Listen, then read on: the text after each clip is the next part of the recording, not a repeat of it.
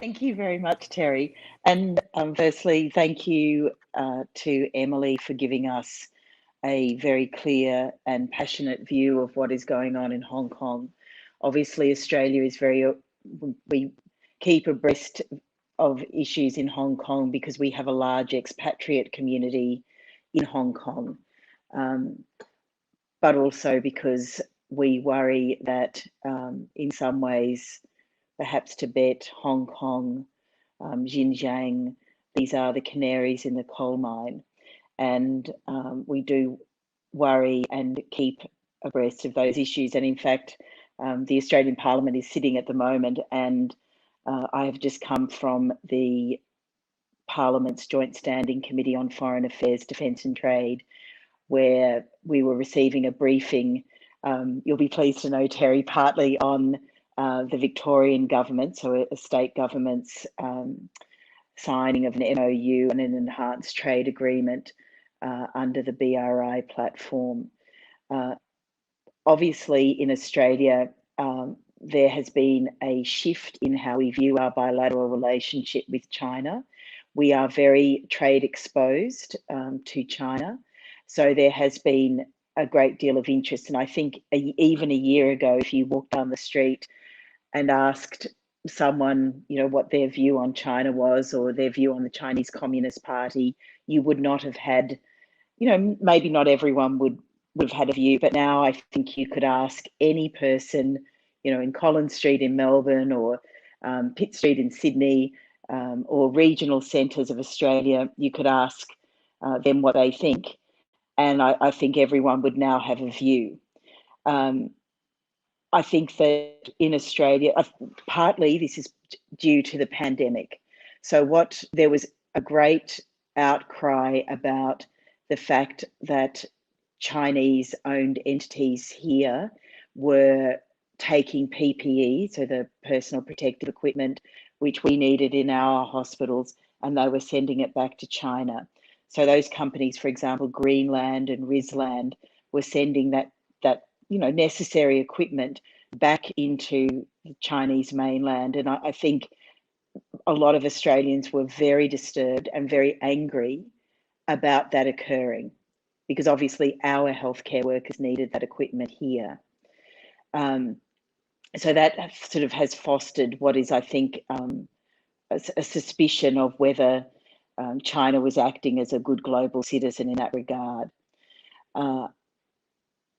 I do want to sort of talk perhaps a little about the Australian view on the CCP, on China.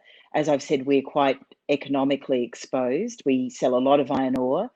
But what I think is that, in fact, no one really trades because they're doing a favour to us. So, even though China in the last week, or I really should say properly Beijing in the last week, has come out and said, obviously tourism, Australia is, you should be very careful about visiting Australia because there's anti-Chinese activity. You should think about being a tourist.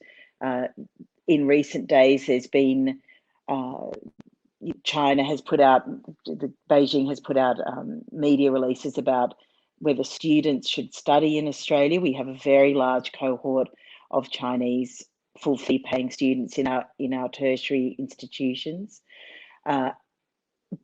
But our view is that that really people don't trade because they're doing a favour. China does not buy our iron ore because they think, oh, those lovely people in Australia are going to, they're so nice, we're going to buy their iron ore. They're doing it because they need it. And in fact, iron ore has hit a very high, it's over $100 a tonne at the moment. So, that we are trade exposed though, and a lot of our companies do have trade with China.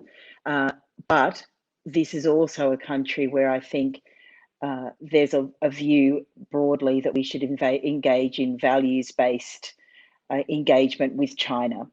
And I think that has to be front and foremost. And I think in the Australian Parliament, certainly, there has been a view and a movement. Those are just the division bells ringing, so just ignore those.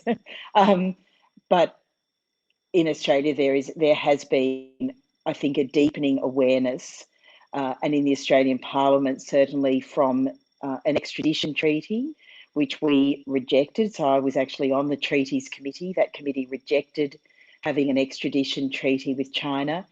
A lot of that was across the board. So the then Foreign Minister was quite keen on that, but the backbench of the government and every party represented, so including the Greens political party, obviously the ALP, the Australian Labor Party, we banded together and said, no, we don't want an extradition treaty in a country where we would not, we don't recognise as having a rule of law that we would be comfortable extraditing people to. There were also questions, and Emily probably knows this better than most, questions about whether China would recognise their citizens who had renounced their Chinese citizenship, become Australian citizens. There was a view that Beijing would not recognise that change in citizenship status, and certainly there was lots of evidence adduced from Hong Kong and the view of people living in Hong Kong and Hong Kong citizens.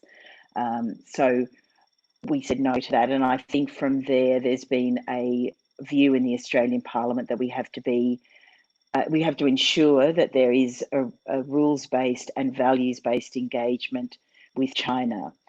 I personally remember in 2009, the Melbourne International Film Festival showed a documentary about Rebia Kadir, a Uyghur woman, a leader in the Uyghur community. The 10 Conditions of Love was a documentary on her, and the Chinese consulate in Melbourne proposed that film be removed from the program of the Melbourne Film Festival. I thought this was outrageous.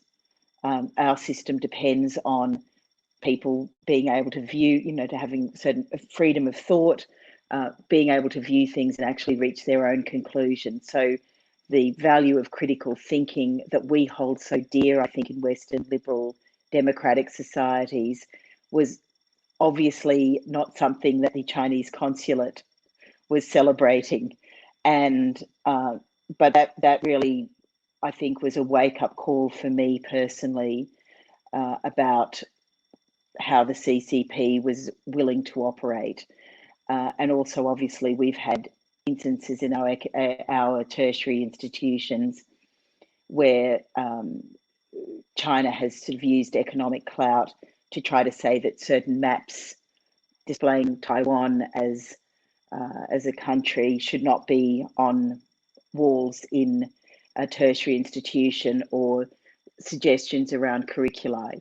And I think that we can't tolerate that. I mean, our system for 800 years at the very minimum has relied on having, the Socratic method. It's relied on critical thinking, and really you could take that back a couple of millennia to those who gathered, on the Acropolis to discuss philosophy.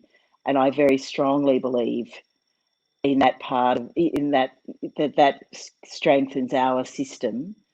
And I don't think that that another country should be able to come in and tell us what we should be teaching in our universities, for example. And I think there's been a bit of a pushback in the Australian community about that as well.